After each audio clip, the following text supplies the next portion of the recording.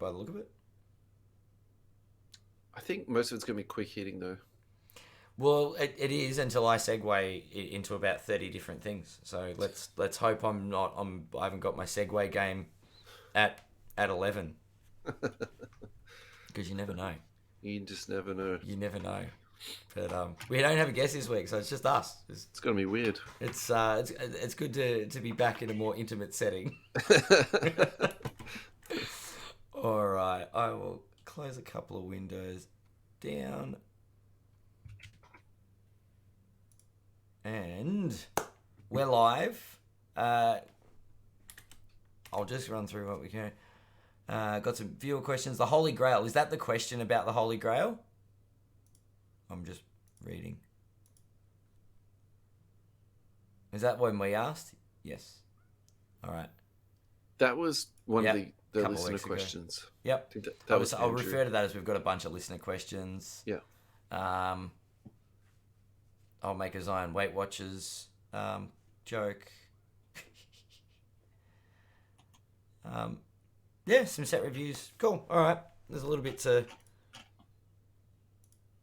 chat about. Nice. I think we got heaps. I think we'll be great. All right. Ready to kick it off? Yeah, man. All right. Welcome, everybody, to episode 30. I'm going to lose it straight away. It's 38 of the You Can't Comp This NBA Trading Card Podcast. I'm your host, Adam Amy, joined as always by Russell Gibson. We've got lots to talk about this week. It's just you and I again. It's a bit weird, isn't it? No guests this week. We had back-to-back weeks with guests on the show, so I hope we're ready to talk. Feels a bit empty, actually. Well, we've got each other. That's the important thing.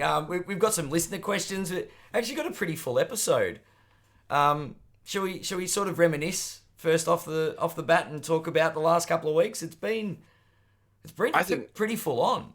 I think we should. I think we should definitely just go back and sort of just touch over a couple of things that we learned from 36 and 37, because I'm not sure about your sort of DMs, but I've been having a lot of people, message me asking, more questions about it, and, just sort of making judgments about it. And the feedback I got was really, overall, a lot of positive feedback. Yeah, agreed.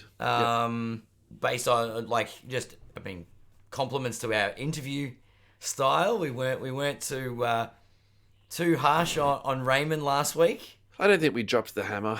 No. Look. We asked some hard hitting questions, but we were also respectful and didn't want to throw the guy under a bus. Yeah. And then and the week before with was it Matt from Provenance? Yeah.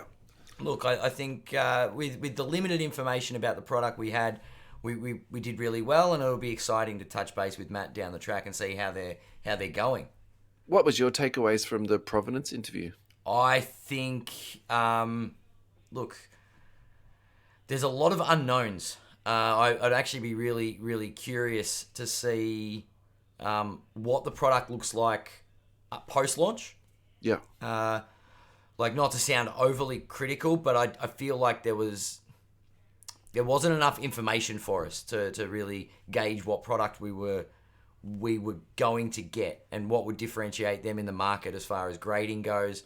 Look, I have my own doubts over new grading companies, and as Matt alluded to, there are a couple of guys that come from watchmaking backgrounds that have sort of trained in grading now. So I did want to delve a little bit more into that, but now I'm more we'll wait and see, and we'll see how the product evolves. Yeah. So I think that was probably my reflection too. I think the question that I missed or I didn't ask was what's the transferable skills from being a watchmaker into a grader? Because I think that's something that we should have asked, because either the skills are transferable and we didn't realize that, or the skills aren't transferable and then there's that sort of steeper learning curve that you have to go through. Yeah. So, and I think for me, that was important in that space. But, I think we did address part of that. Yeah. And so I think we almost need like a comical noise when we undergo a segue, because I want to ring that bell already. So Oh, you want to ring the bell? Let's go. Let's segue. we're only 5 minutes in. But You're taking the first segue. This is a first, I think. But to be fair, it's actually in our rundown. So can you just click on the link that says TCG Grading Fakes? So this came up in my Facebook feed this week. And we can put the link up in the show notes, onto the socials, because this was posted onto Sports Cards Addicts Australia, and basically it was the direct communication between a client of TCG. I suppose I probably shouldn't name names in the show because I haven't asked his permission, but basically he submitted a card for grading, and it came back graded, but then it turned out that it was actually a fake card. So wow. And that was something I was trying to touch on with Matt, during the show, because I think that's a real thing. Yeah.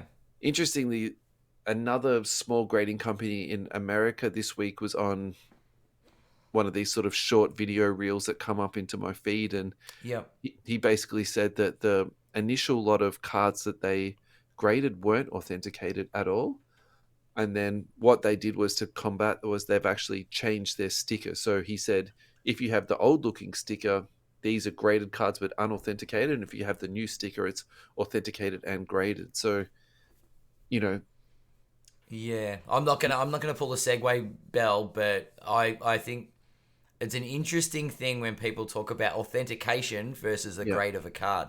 Yeah.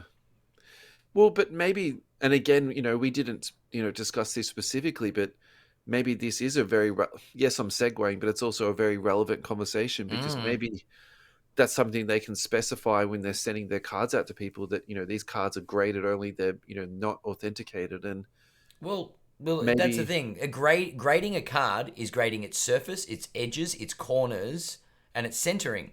There's nothing about its authenticity. You don't think so? No, but the way that those four things don't grade the authenticity of the card. Correct, they don't. But they identify specifics about the quality of the card. They're grading the condition. Yeah, sure. Yeah. But for me, what's important is that I'm getting. If I go to PSA, it's an authentic card, right? It's a PSA 10, and it's also authentic, and that's what I want. That's what I'm looking for. So I think when I see these stories coming up, and I probably suspect what's going to happen over the next 12 to 24 months. There's going to be more of these stories, because these smaller grading companies are getting more reps, and then sometimes it takes a while for the truth to come out. Like there was. So just going back to this TCG grading story, there was no timeline on that, but that could have been 6 months, because it took it until that time to work out that it was a fake card. So, and again, people talk about PSA and how they upcharge you, but I think this is where you have to remind people of what you're being upcharged for, because if you get upcharged, it means that the card is of a higher value, and then they have that money back guarantee. So if it turns out that the card is fake, then PSA will compensate that for you. Yeah. Whereas here in the communication, basically TCG just washed their hands of it, and there was no resolution. So yeah. I'm just wondering if they'd be like, yeah, but the card is correct on what grade we gave it. Yeah. It's tough though. It's Yeah. So I think in that sense you get what you pay for, and and again, this is probably something else we could have asked Provenance, but they might not have created this into their processes, into their profile yet. But how are they going to manage that when it does happen? If they do grade a fake, are they going to compensate the person for the value of the card? Well, this is the question: is are they going to be putting clauses in saying they're only grading the condition of the card? Yeah, that's right. And if they say that, if their terms and conditions that we know everybody reads all of it multiple times just to double check, make sure there's no grammatical errors in the document, because it's only 7 or 8 pages long. So when they go through the terms and conditions, if they put a condition saying we're only grading the condition of the card, not its authenticity. Yeah. then the customer has no leg to stand on. Well, yeah, I do agree with that, but I would probably say for me, just because I would say one of my principles in life is keep it Keep it simple, simple. stupid, right? So I think in this instance, the kiss it on that is that it's actually written on the slab, Yeah. Yeah. graded but not authenticated. And I Yep. think in that way, because I mean, Yep. realistically, if you're reselling that card, Mm. it's unreasonable for that person to go onto a website and try and find the T's and C's. So Yeah, that's fine. yeah, shall we move on to 37 to Raymond Lee? Yes. That was. I was going to say that felt like a long time ago. Talking with Matt, talking with Raymond was last Yeah. week. Yes, that was a good So chat. That was a good chat. yeah, really interesting man. I think Mm. he's got a lot of, headspace. I think he's got a lot going on up there. I think he's got big plans. So it's already been downloaded 130 times. So normally what happens in our download profile, we Yeah. would get to that probably after a week or a week and a half. So Yeah. this is going to be easily our most downloaded episode. And Yeah.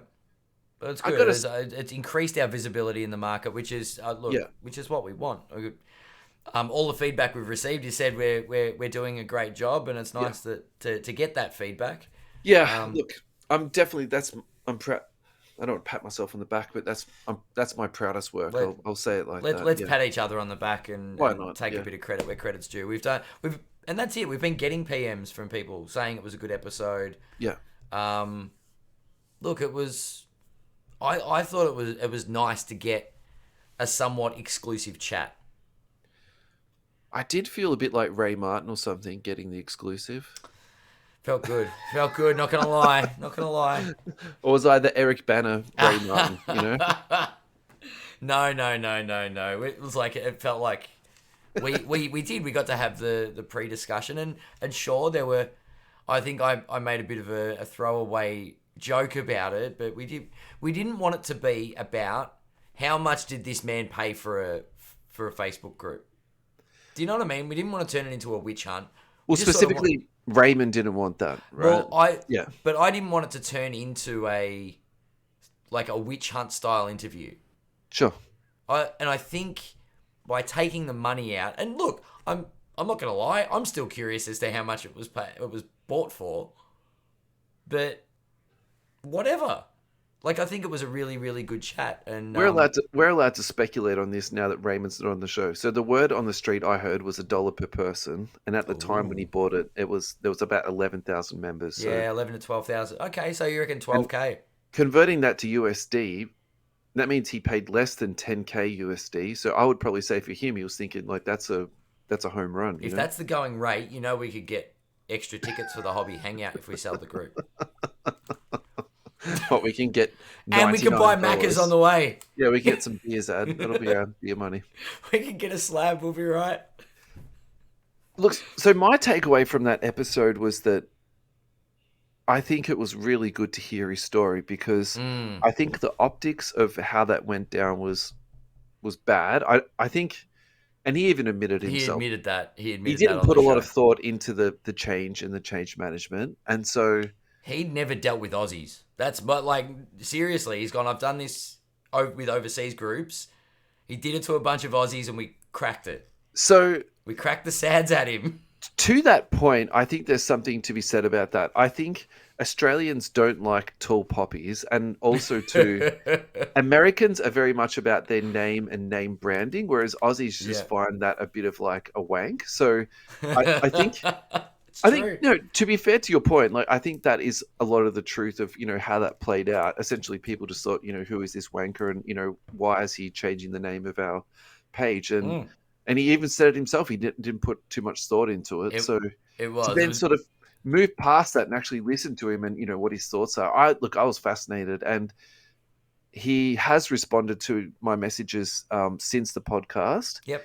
And he wants to work with us again in the future. So I'm really looking forward to that. Yeah. This week he's at the Nationals launching his product, so I haven't even considered messaging him. I think he's just going to be like, literally just running off his feet. So I'll admit, before we went on air, I felt like we were being gagged when he said, "I've got some things I don't want to talk about." Mm-hmm. But after that, it was just like I just don't want it to become about the money or it overlap with other. You know what I mean? Once we had that discussion, there were some things that we couldn't say, Mm. but when he presented his reasoning, and I think we were very respectful. Yeah. We Look, didn't cross boundaries. there was definitely one thing that I did want to talk to him about that he didn't want to, and that was about I wanted to talk to him about the global perspective of what he wants to do, and he Yeah. didn't want to talk about that. So, look, I kind of hope in the future he will discuss that because I don't know I find that stuff interesting. You know, these people with big ideas and big plans. You I know, think he didn't want them overlapping. yeah, And that's what he said. He said, I don't want any negative fallout to yeah, hit any of my other branded projects. yeah, And look, professional courtesy, you respect that. You go, you know what? This is your livelihood. yeah, We don't want to step on toes. We want this to be a good open discussion yeah. where we get to the bottom of what happened. Yeah, and look, and after we moved past that, Yeah. it was fantastic. So Yeah. yeah, Yeah. so Raymond spoke about Holy Grail cards, which is a bit of a segue into our first segment of the day ad. Yep. So we had an excellent post from Andrew Dean. So Andrew is just a regular contributor now, and we did touch on this in last week's episode, but I wanted to give it just a little bit more time. So I think it's fair to say that Andrew's Holy Grail cards is Steph Curry. He put up some amazing stuff. He put up the Color Blast. He put up the Kaboom. He did. He He did. put up a blank slate of Steph Curry. So I think he's definitely laid down, where he lies. Yeah. Andrew Hewitt put up also a Steph Curry Kaboom. That was an absolutely beautiful one. And then Andrew Dean followed up with a graded Steph Curry Kaboom and 9.5 BGS. Some nice pieces in this thread. Yeah, Martin Holmes put up a Prizm, excuse my pronunciation, Terry Henry, and it looks like a Terry sticker. Henry. Yep. Is is that how I are think you it's actually? Henri. Yeah. I'm hopeless at when it comes to these Nah, names. Henry is. Yeah, it could be. I don't know. Terry. Yeah. Well, how about Terry. for the listeners, we'll have it my way and we'll have it Ad's way, and then Terry Henry. hopefully we've taken care of all people. So this to me looks like a gold scope. It's a sticker auto, a Club Legends signatures. That looks That's delicious. is a delicious card. Yeah. Andrew Hewitt with a Jordan rookie BGS 8. Nice. And Andrew Hewitt, this is a card that I think I'm going to go with Andrew on this. So this is a Steph Curry RPA. And I think I actually put in two answers for this. And I think, there's sort of grail cards that I can actually achieve, and there's sort of grail cards that I'll never get. And I'll put this Steph Curry into that. I was sort of leaning towards LeBron or Steph because I feel like the last few years, these are the two guys that I've, watched probably the most basketball of. But yeah, I probably appreciate Steph a little bit more. And this is not saying that I think Steph is better than LeBron. I don't want to go down to that sort of thing. But yeah, I think that I'd have to go with that. Damo put up a Kobe Bryant autograph. That looks like an on-card Court Kings Redemption. So that's a sweet looking. Yeah, that's very clean. Big Russ, he put up a 6 patch. So it looks like Kobe, Steve Nash, Yao Ming, Dwayne Wade, LeBron James, and Shaq, numbered to 5. That's Whoa. That's tidy. I'll assume it's all game worn material. Yeah, so Nash, Kobe. Wow. Yeah. Okay. So Tommy Carriage put up a really interesting one. He put up actually a Hoops dual auto. It's a Ja Morant, RJ Barrett. He's a very big Knicks fan. So that's actually a case hit card. And each year what they do is they have a previous year rookie. So they've done a Luka Doncic of this. They've done a Ja Morant. Yeah. And then they put it with like the current batch of rookies. And it's a dual auto on card. So this year's was Luka Doncic, and then the one that I hit was Jalen Suggs, and it was a redemption actually. So nice. yeah. It's very Oiven, nice cards. It's yeah, just yeah. Oiven put in a. Is that the That's, select I think that's Karis Levert, the and that's rookie? a red. So I'm gonna guess that's numbered to 5 or to 25 because The slate. it must be low numbered for him to put it into here. Anyway, Mm. thanks, Oiven. That's a good contribution, man. Or even also put a Kobe down a little bit further. A card I can't afford. What's the So checkered? What is that? What is that Kobe? The checkered select. yeah, so I don't know the year of this, but what they did in the early select, it Mm. almost looks like a checkerboard, but that was actually now what we call the court side. But Ah, okay. Yep. it wasn't labeled as a court side. Mhm. So it could be that, or it could be a checkerboard. And then in the later editions of that too, they did a bronze that had a little bit of a similar pattern to that, but that was Yeah. numbered, I think, to 49. But that doesn't look quite bronze, It does it? doesn't look Yeah. bronze. Andrew Hart put up a rookie exquisite upper deck. That looks like a Logoman actually of KD. So that's Nice. Very nice. yeah. He also put up a KD patch autograph to Yeah. 35 BGS That's a graded. Sonics patch. Yeah.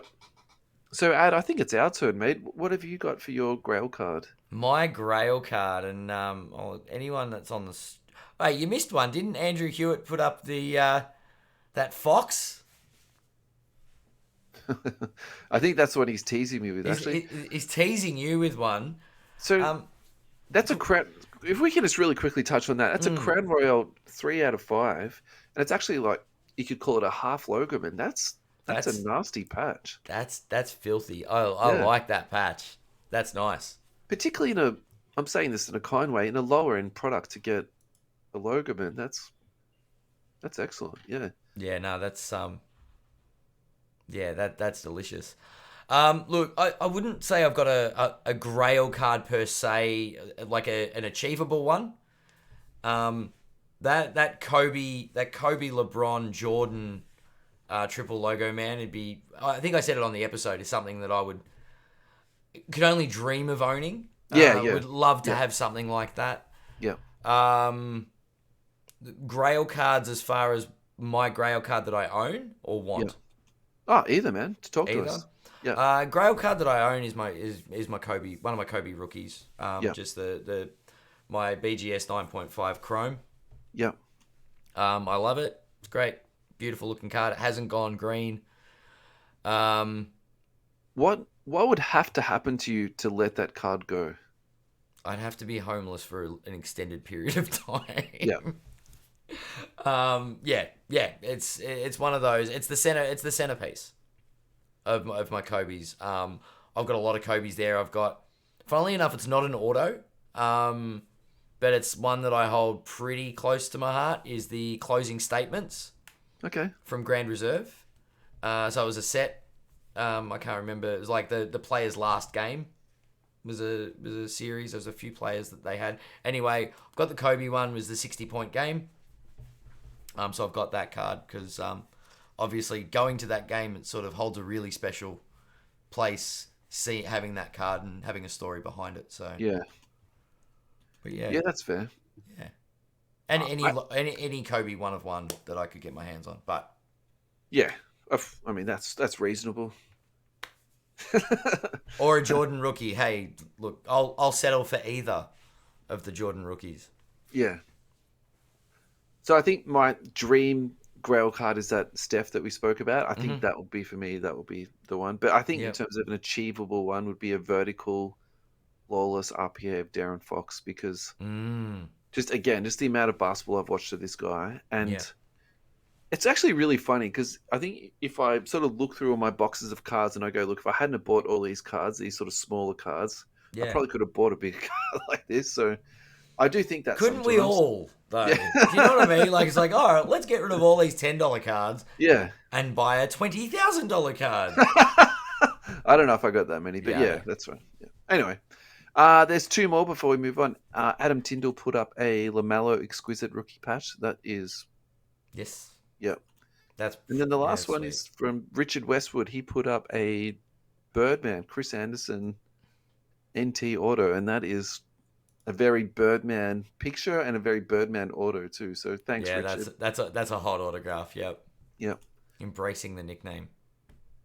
The next thing on our checklist add is stories from the National. What have you got for us? The only story I've got from the National is I saw a very a post from our friend Lane, who we had on the show. Yeah. He was with the Cherry Boys saying that Dale was quote unquote lit. I'm pretty sure the Cherry crew and Lane had a lot of fun. There will be many photos Yeah. taken, and I'm sure a lot of them won't do the rounds because they're probably not for public consumption. That's really best kept that way. Yeah. But yeah, I'm seeing a lot of stories on on Instagram at the moment. A lot of people showing off their wares. Yeah. There was a little bit of controversy about Beckett's new label, I believe. Yeah. And that was all stemming from the stand at the National. Is that, am I right in? Yeah. So basically what they did, they put up 3 different pictures of basically new slab labels. And then there wasn't a lot of information around it. And so that created people to speculate and basically give feedback onto the labels. The internet doing what the internet does best. I didn't think a lot of it because I just assumed that they weren't going to be implementing it just because like they were quite radically different from what they did have. Yep. And then I put up a couple of posts for it, and I actually some people did provide some feedback on it. So actually, as it turns out, they created these posters at the Nationals, and then you go into a competition and you can actually win that poster. So, but what people were saying was they were sort of projecting that Beckett was doing this to gather authentic feedback. So if people said it was terrible, then they were going to can it, and if it was going to be good, they were going to implement it in the future. So if the general feedback online was, "Oh my god, I love this new tag. This is what I wish my BGS graded cards had this tag instead." Yeah. Then they'd be like, "Sweet, we're doing this." So if you do want to have a look at it, go onto our Twitter. It's definitely on there at youcantcompthis. Yeah, check it out. It's on July 28th. The post was put up. Yeah. It was interesting. Anything else at the National though that? No, I was just going to say to you, Ad, if you did have to choose one of the 3, which of them would you choose? Look, they're relatively similar. But yeah, the one on the left was probably the one that I liked the most. I agree with that. I didn't actually mind the black label one, but the thing about Beckett that makes them so special is if you get the black label, like the all subgrades is 10, then you get the black label. So I'm assuming that would just be kept for the black label one. Yeah, that might just be like it's all similar. Actually, they're the same. The silver one, I feel like that's just sort of going back in time a little bit. Like, do we need to go back to that silver label? I feel like we've been there and done that. So yeah. It's interesting. I prefer I do prefer the gold and black on the left rather than the gold and black on the right. If that makes sense. With the black being the background, it feels like it's got that gold tag on it versus a gold background with the lettering. Yeah. Yeah. Alrighty, should we do another user question? So we had from Matthew Denston, Lebron James. Which card would you purchase of LeBron for a long-term investment? I figured I'd do this one blind. I'm going to bring up Card Ladder on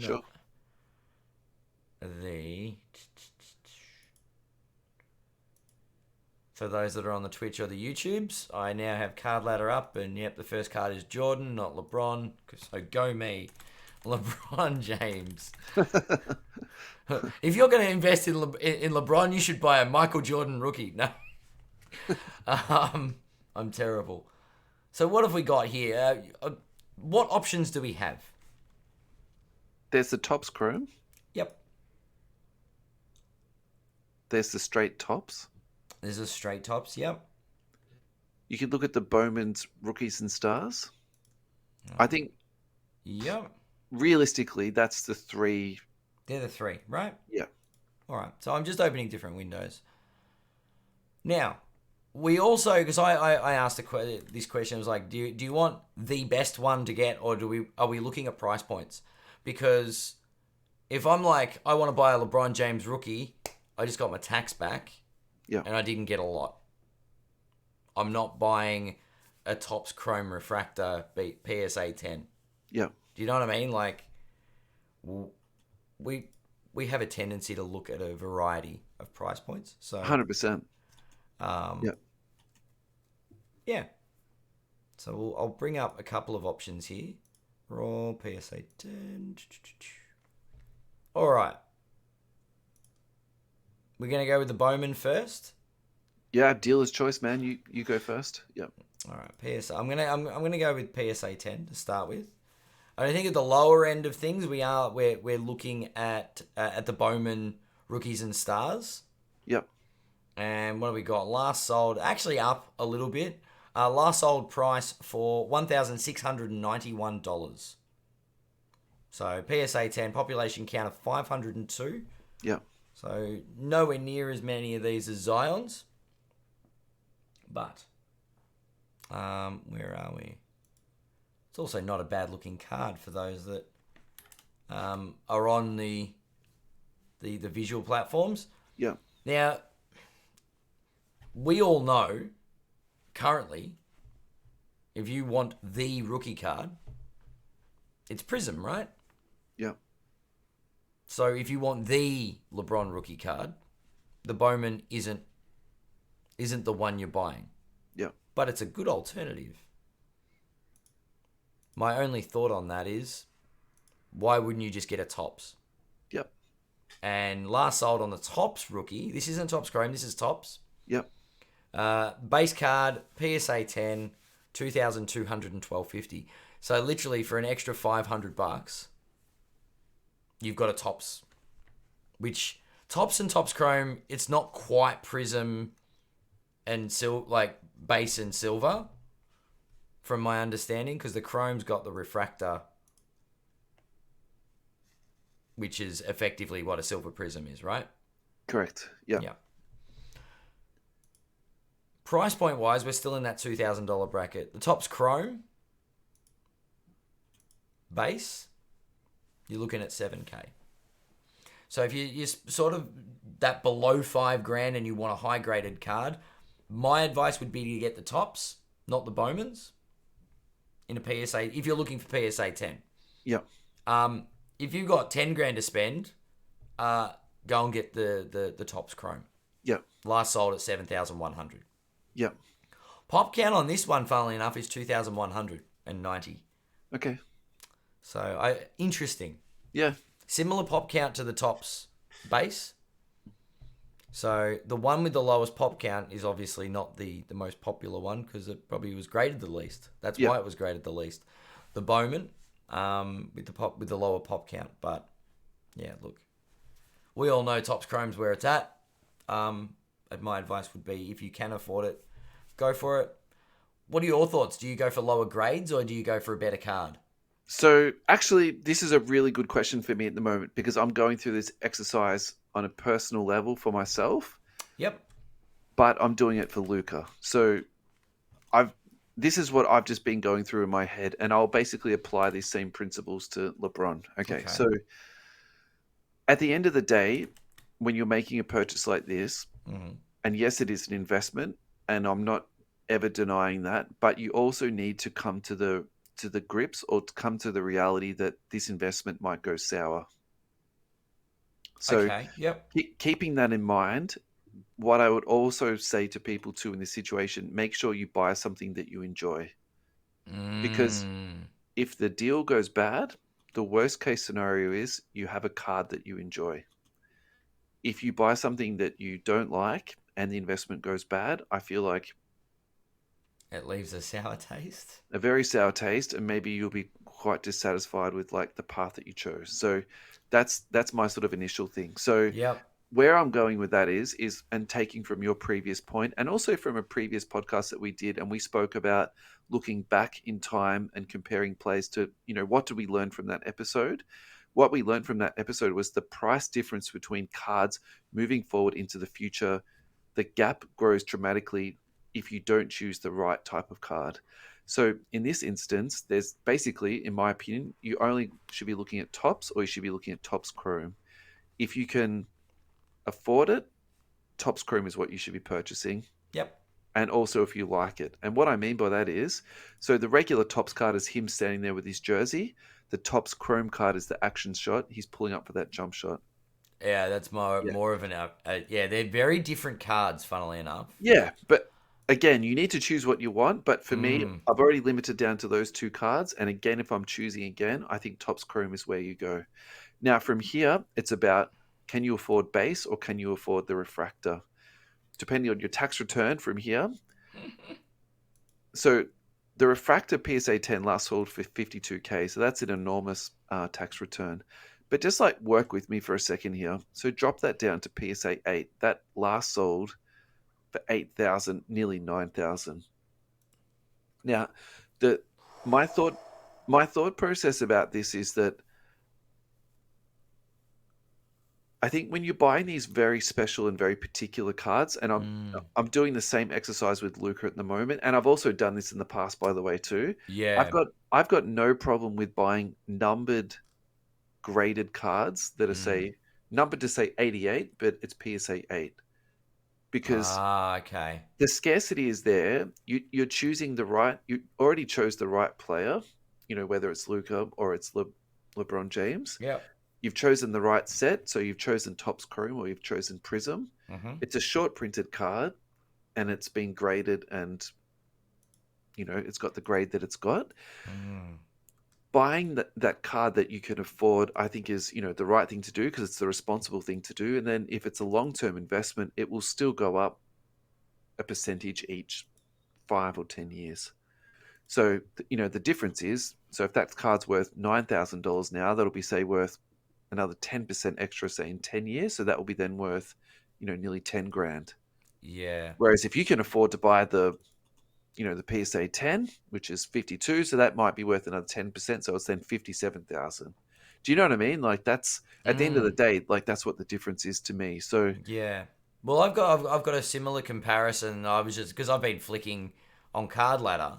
Yeah. So, I mean, the population count is 3,300, but the BGS 9.5 last sold for 3,000. Of the refractor? No, of the base. Yeah. So that's a Topps Chrome base. Yeah.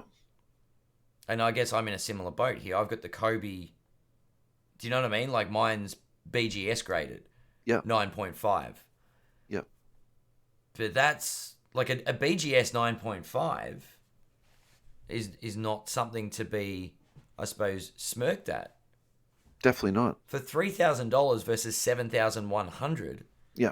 You're getting a BGS 9.5 versus a PSA 10. Yeah. It really depends, like the grading side of things, and this goes back to the war on who's the biggest grader, and we know PSA's blown it out of the water. Yeah. Of recent, and BGS aren't doing themselves any favors. Yep. But there was a time when BGS was the preferred grader.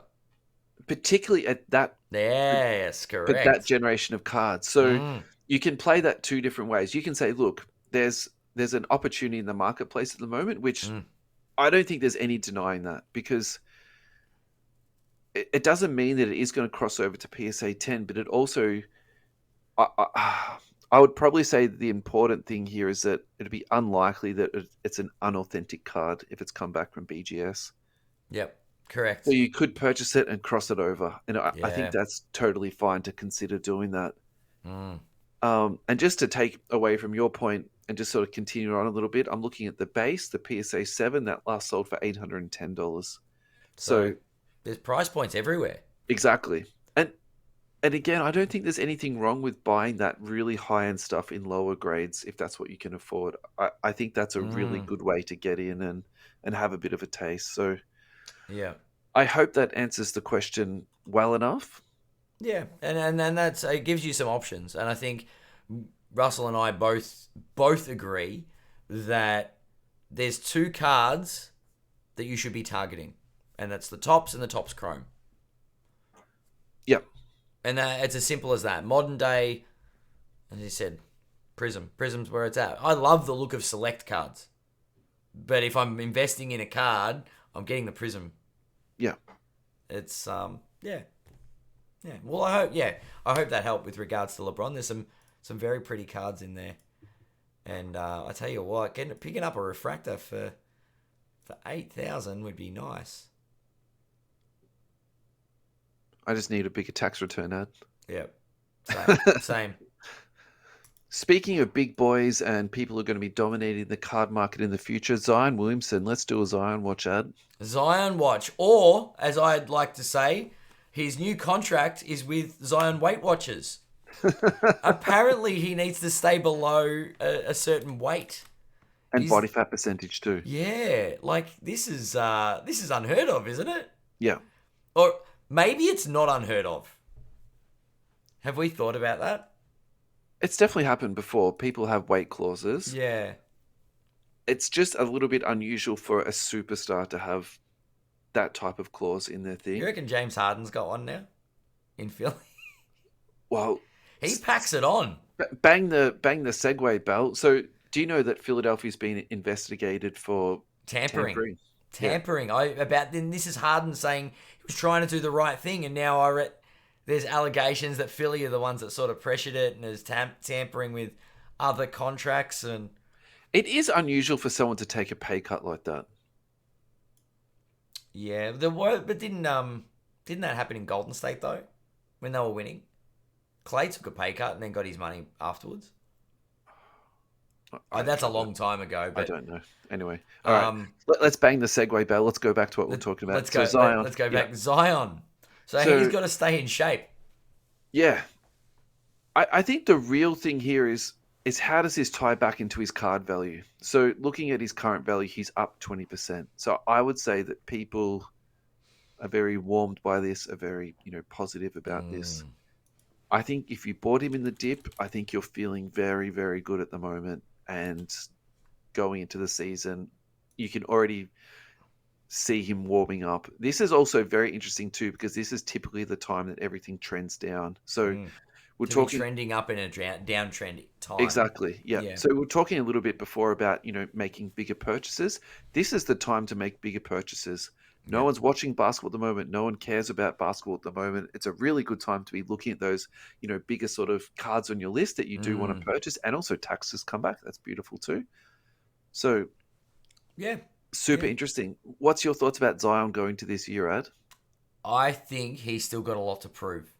Sure. It's interesting that they've put the weight clause in, but we saw what happened on the journey last year. Yeah. You know what I mean? Like, there were rumors that he might have an eating disorder, that there's all kinds of speculation, and I think I'm now at the point with Zion where until he does something, you sort of sit on the fence. And I just I don't see. Yeah, I'm not sold until I see him step foot out of the court. I don't need a little Instagram reel with him dunking. I need to see him in an NBA game. Yeah. And see how his body holds up. Yeah. Well, I want to see him in 75 NBA games. Yeah, that's what at least. Yeah. Yeah. Well, okay. What's a reasonable number for them to play? Let's just say he has 15 games off with maintenance. I think that's fine. So what's that? 67. 67. Yeah. All right. So if he plays over 60 games, how's that? No, I need more than that. Over 60? Yeah. Give me at least 65. What about 65 with an injury scare when he's off for 2 or 3? I need 65 to be... Is 65 and an injury scare concerning? I mean... How many games does he have to miss before people start worrying? I think anyone can have an injury scare. Like, a scare, No, but where he cops a knock and then he's off for 3 games and you're like, oh, is this going to be long term? Is he hiding something, or is he broken down, or is it... I don't think they'd roll him out early, to be honest. They've been so conservative with him. Like, they set him out for a year. He's raring to go. Yeah. Game 1, he is there. I don't think he'll play many minutes in the preseason, but come game 1 of the regular season, Zion will be taking the court. Yeah. I hope. Look, just taking this back though to his, his card value. So his pop count on his base is 21,000. That's Mm-hmm. just going up just every day. So the one that I was just looking at then is his silver. So that's actually up 37%. It's last sold for 1,485 USD. So I think there's going to be some real heat on him this year. I don't think people have forgotten about him. I know he trended down a lot, but I think this is a really warming thing. So I think if you've held on to your Zions or you bought him in the dip, and you do want to get out, I think your window of opportunity is coming very soon. Yeah, I think there's about to be an uptrend. Yeah. All right. Interesting this year. From one speculative piece to the next, James Wiseman. I couldn't go past this. I just had to put this into the. So he's been playing in the Summer League, which is interesting because, a number 2 pick that's been in the league, a couple of years already. It's a little bit unusual for that to happen. Yeah, for sure. But they put him out there with Moody, and Moody's been looking really, really good. Kaminga's looked pretty good, and then they've had sort of a bit of a rotating cast of people playing out there. But the ball's been in Kaminga's hands a lot. The ball's been in Moody's hands a fair bit too, and then even Wiseman was doing a little bit of offense creation. So that's been really interesting to see that happen. I do have a stat line here, which I think is definitely worth reading out. So it's only one game, but it's still impressive. 4 of 6 from the field, 1 of 1 from 3-point territory, 5 of 8 from the free throw line, 7 rebounds, 2 assists, and 1 block. He had block shots in every game. One of the games he blocked 3 shots. I think for someone who is completely cratered, literally off the face of the the hobby landscape, seeing him play and move the way he has been in Summer League is, again, very, very reassuring. I think there's an absolute opportunity here to be buying him up now and then, seeing what he does do. Again, if you've held on to Wiseman and you've been paying these, crazy PYT prices, and even, if you're buying singles, say, 18 months ago, again, I think this is really good for your PC. The thing that I probably would want to also comment on here too is that when you watch Summer League games and you watch the people who are NBA players and you watch the people who are Summer League players, there's this huge line that's essentially like, divided down the sand. And Wiseman in his body is an NBA body. Yeah. It's just like watching men play against boys, to be honest. So I've got no concerns that he's going to fit into the league. I think his body type, I think his athleticism, I think his skill is all going to fit in. A little bit of it is fit with the Warriors, but I think his price has dipped down so much that it's worth having a dip on this guy. Yeah, and there have been some changes in Golden State, so opportunities will present themselves. Yeah. And they did shed a few veteran players. And I think in some ways, like, losing, they lost Gary Payton and they also lost Otto Porter. I probably think that benefits Moses Moody and Kuminga more because they're sort of the pockets they'll fit into. But I still think they're going to find time for Wiseman this year. Yeah. Wiseman's base silver rookie is currently at $35 US. Sheesh. So, pocket change. But if you buy a couple of those and it does tank horribly, you're not going to lose too much sleep at night. Surprised there's no graded stats on it yet. Oh, it's probably just because there's none out there yet. Yeah, true. They've been a bit slow on the turnaround. Well, also too, just the price point. I don't think people were sending in Wiseman to prospect on him. Yeah, it's too expensive. That's fair. Yeah, it's too expensive to. Well, it depends. It depends. Now the PSA have opened up their. Maybe we'll see the market sort of come back with their below $199 offers and things for grading. So yeah, cards like that.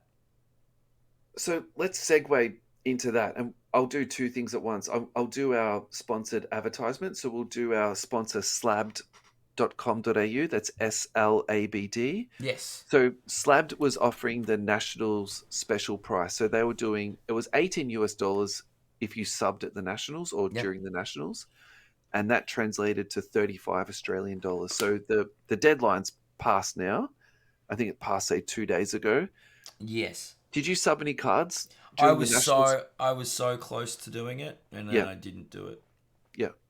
Close. I I've I only got had the my one card that I want to get graded, and it's I don't know if it does grade well, it's probably not going to be $199. well. That's the thing, right? I'm going to get upcharged, but yeah, I In that probably case, you might as well pay for Express and get it back quickly instead of taking the risk and and waiting wait. Yeah, 5 months and then still paying the higher fee. So, yeah. So look, I submitted 16 cards. I've been waiting for this moment to come. So look, there might be one or two cards that I do get upcharged on, depending on the grade that comes back, but that's totally fine. So yeah, again, very happy with the communication from Khalil and the boys at Slab. So definitely check them out if you're looking yeah, to submit cards. yeah. They from all reports, they're doing an amazing job. So Sliding into another prospect who I'm pretty high on the moment is Donovan Mitchell. Donovan So Mitchell, there's a this is lot of trade talks at the moment. well, that's is where I want to go with this. So we've previously spoke about him because his base PSA 10 stuff slid down to $80. It's still sitting at $80 US. You might get it a little bit less than that. You might get it a little bit more than that. So one recently sold for 52 American, Mm-hmm. but it's up and down like a yo-yo here. So the reason why this is very, very relevant right now is because the trade talks are thick Trade and talks are fast. real. Yeah. So my perception of this timeline is basically going to be this. It's not a matter of when he gets traded. It's It's not a where matter he of gets if he traded, gets traded. It's when he gets traded. So when and where. yeah. So basically, there's going to be a lot of teams tanking this year. Mm-hmm. Utah has no commitment or no. They've made no public. What's the word? They haven't made a public decree that they're going to try and win this year. In fact, I think they're going to try and lose.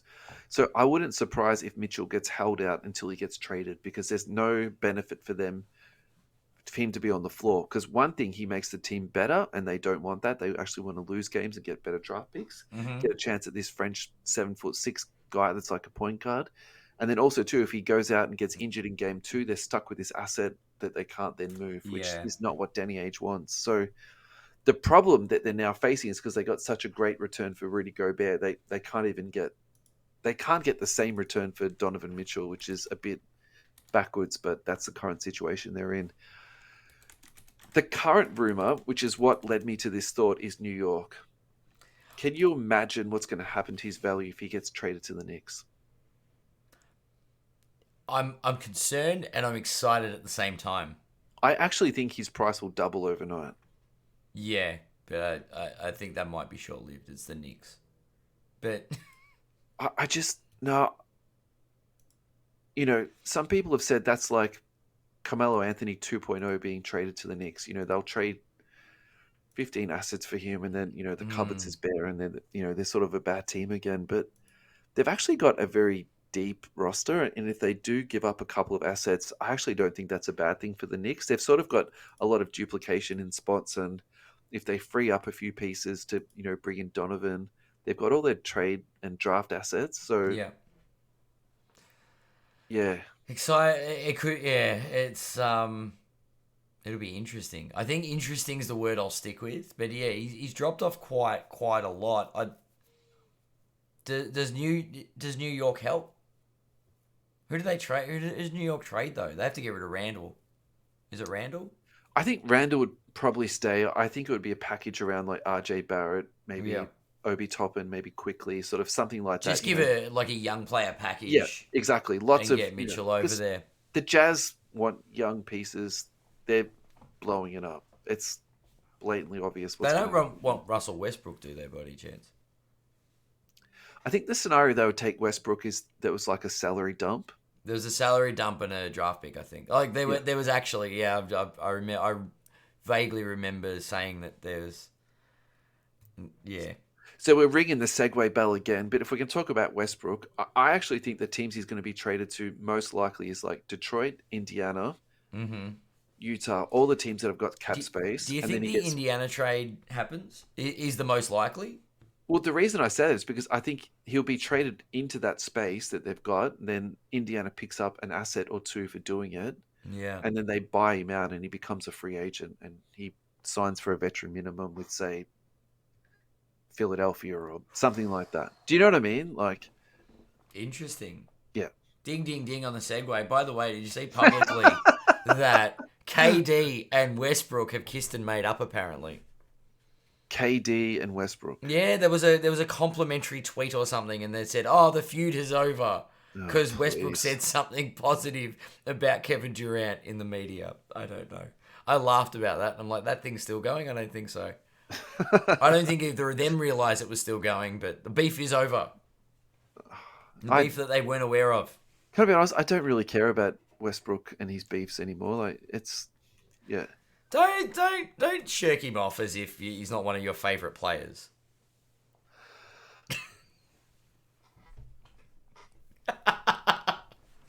Trigger alert! Trigger alert! So okay, all right. Now, okay, fine. We've gone down this pathway. So yesterday, my wife went out for lunch and took Juju. So it was me and Eddie. So I was like, great. We're going to get burgers and we're going to sit down and watch a basketball game.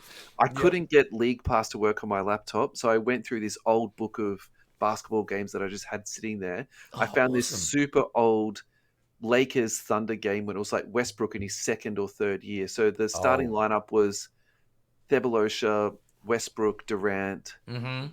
Jeff Green, and Harden was coming off the bench for that. Harden came off the bench. So did Serge Ibaka. Nick Collison came off the bench. It was Yep. this like crazy young team. And can I be honest with you? His decision making hasn't really got much better from his second year, and neither is his like shot making and shot I'm selection. like Like, waiting for where's the slide against Westbrook here? Here we go. it's actually really funny because he wasn't putting up the same numbers that he does, now, Now. or he was in his MVP years. But the way that he plays the game to get numbers, when you go back and watch that footage, you're like, oh god, He was that always this player. yeah, that seed was already being planted. Mm-hmm. It was just like he holds on the ball for that sort of second too long in transition to make sure that he gets his assist because it's a dump off, and the person who catches the ball has to shoot it up because they're that close to the basket. Like he was doing all that same stuff. It's just Yeah. like, oh man. All right, okay, that's enough of that. I don't want to talk about this guy. So the last thing I've got on the checklist is Prizm Hobby. So let's talk about Prizmmatic. It's dropped. We've had a bit more time to look at it to enjoy it. What's your thoughts so far on Prizm Hobby? I've enjoyed the breaks I've gone in. Yeah. Is that I try and get into a little bit of Prism. I'm keen to get my hands on some retail. Yeah, okay. Just because I like opening packs, and I think retail because it's still got some silver prisms in it. Yep. Bit But friendlier price point than Hobby too, I think. yeah, Yeah. yeah, for sure. Probably my tax returns price bracket versus the Yeah. hobby products. But look, the hobby's been really good. I've only really watched the breaks that you've done, Yep. but those prismatic cards, Yeah. they're very nice, as well as the 75 years of the NBA. Yep. Now, are they different finishes? Like I know there's the big ones that have got the. Was it Rudy Gobert you pulled out the other day? So so there's two things you're referring to there. There's a 75-year insert, and it's Mm-hmm. actually an optic insert in Prism. Oh wow, So the checklist of that is super weird because the first couple that we got were like the old school players. So I think we had Larry Bird Larry twice. Bird. Yep. But actually, when you go through the checklist, like Darren Fox is in that checklist too, and so does Rudy Gobert. So I'm not really all on board with that checklist. In saying that, they're very, very nice looking cards. They do. The cards look Yeah. smick. I was. The second thing you spoke about then was the 75-year parallel, which is the red one. Yeah, I've seen blue parallel. There's also a diamond, a Ah, 75-year okay. diamond. Yeah. So they're really, really nice. And I think they're going to be very collectible too, because essentially that parallel is only going to be out once. Well, is that a parallel or is that a numbered parallel? It's a numbered parallel. They're all numbered to 75. And Oh, no way. and if you use hoops as a stick or as a measuring stick, the 75-year hoop stuff has sold very, very well. So Yeah. a base veteran Halliburton sold for $50. And that's in Yeah. hoops, numbered to 75. So I think that Prizm stuff is going to be, Okay. it's going to be chased, and it's going to be, if you're looking to That's a sell it because you landmark. get it in a break that, you don't want the card, you'll do quite well out of it. Yeah. Now, I know that we I don't know if we'll still be doing basketball cards in 25 years time, but on the NBA 100, can you Yeah. imagine the collectability of that? That's an interesting question, huh? Because I think if the 75 is going to be like crazy, Yeah. imagine what 100 years is going to do. Yep. So, okay, actually, that's a cool parallel because what I did a bit of a investigation, and I broke down all of the parallels from this year Yeah. and compared them to last year. So actually, this year there's 6 new parallels, And and they haven't got rid of any of the other ones, the old ones. I couldn't see that. And the reason why that's significant is because it's a way that Panini can increase the print run. Mm-hmm. And if you think about it, so for example, a number to 75, there's only one per box, but then you multiply that out by the base checklist and all the insert checklist. So think about how many extra boxes there are just for like introducing one Yeah, extra 1 in parallel. 75, yeah. Yeah. And to further point that, last year's base checklist had 300 cards. This year it has 330.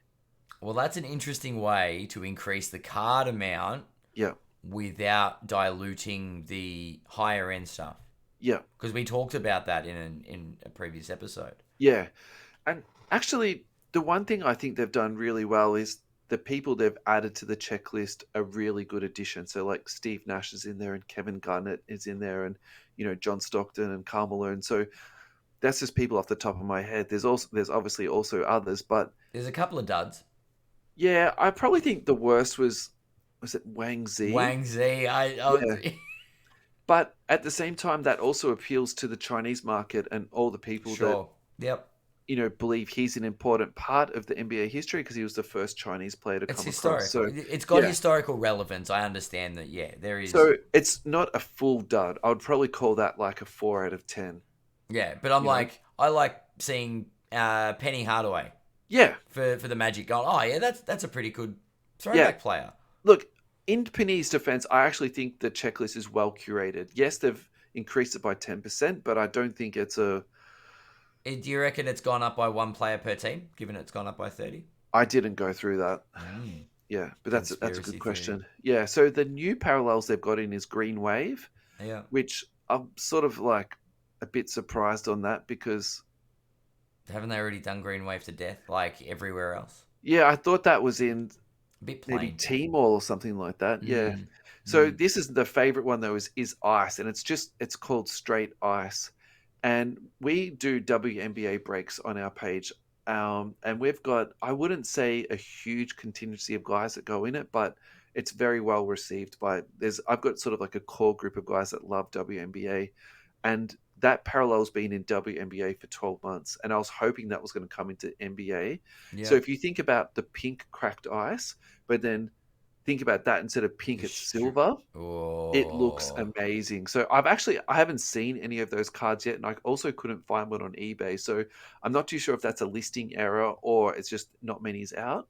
The Pulsar is in it, and there's been about 2 Pulsars per hobby box have been coming out.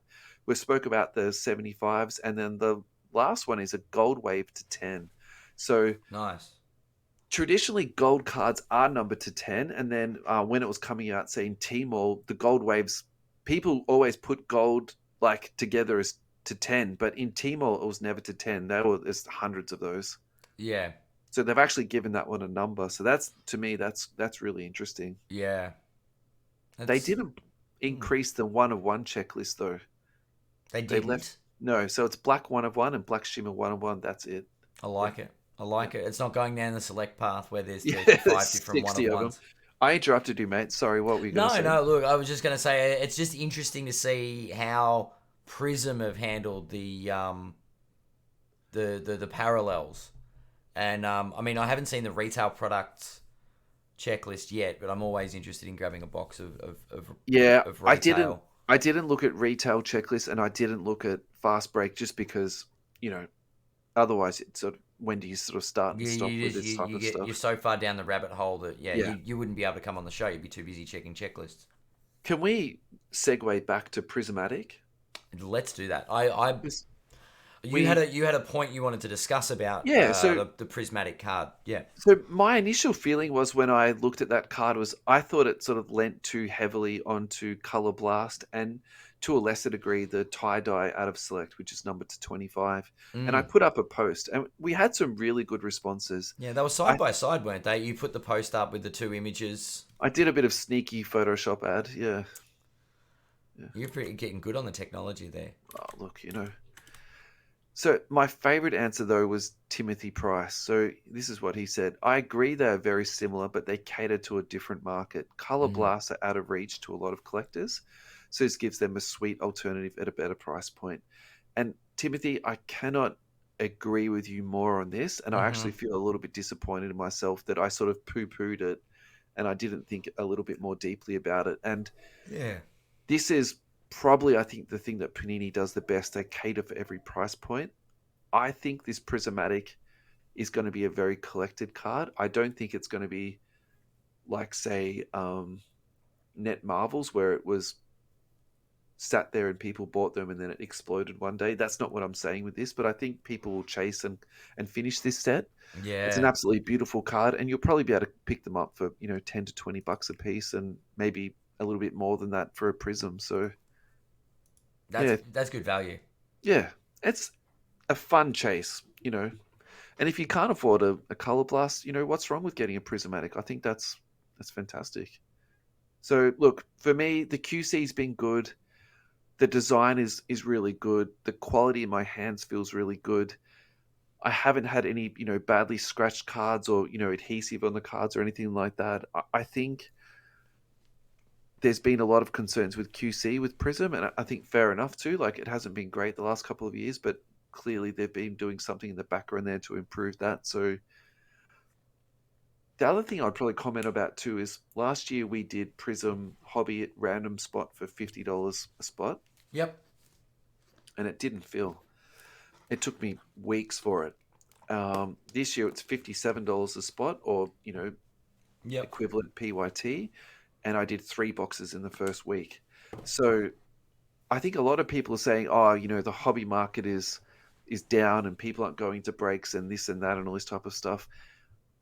Rubbish. I don't agree with that. Yeah. I think the market is definitely lukewarm, but it's not dead by any stretch. I think people are still looking to get into things. I mean, man, it's a matter of perspective, right? Like, the secondary market is in a weird place, buying and selling. Yeah, sure, with the economy, but product is still coming out and people still want the product. Yeah. So with budget restraints comes, where do I spend my money?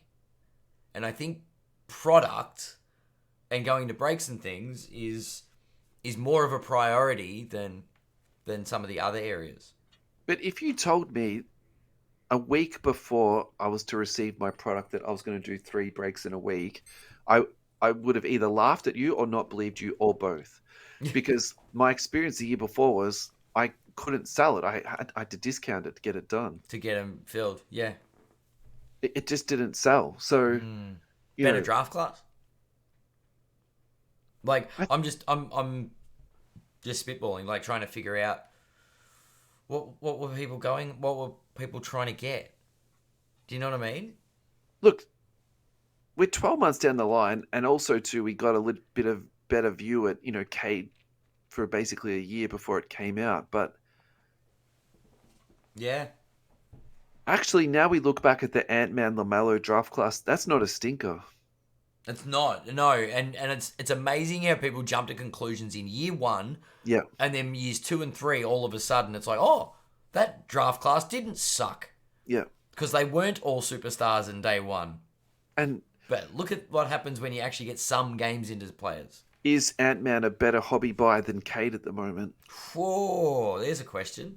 And I'm not trying to, rib people or anything like that. I'm just saying, like, let's think about this practically. Like, it's selling out faster at a more expensive price than the year before. You know, really, what's changed? Like, I don't know. It's interesting. I think the hobby's in a very good place at the moment, and despite all the, you know, you hear a lot of negative stuff. You know, it's just I think the actual hobby is in a good spot. I yeah, think global economies are in a terrible spot, and people's spending has been restricted in some ways and some sure. forms. I But don't disagree with that or object to that for a second, but but I definitely do. I think as far as the hobby, we're in a really good place. yeah, There's some good products coming out. There's a lot of activity with people buying and selling and investing. And as we said, we've had the National on over in America this weekend, and it didn't look like there was nobody at the door. Like, you know what I mean? Like, the hobby is thriving, and shockers. we should actually. I'll segue again because we're going to keep ringing that bell this week. No, that's fine, mate. So let's call this the final segue and Final let's sign off. segue. Yeah. We're going to be at the Hobby Hangout in We in are. a few weeks. It's We are. our equivalent of the National. It's the All right. Australian version. It's the Australian. Yeah. Come to the National in Australia. Oh God. You know, I'm glad I don't do TikTok because that would definitely have made it. Like it's nice to have card shows.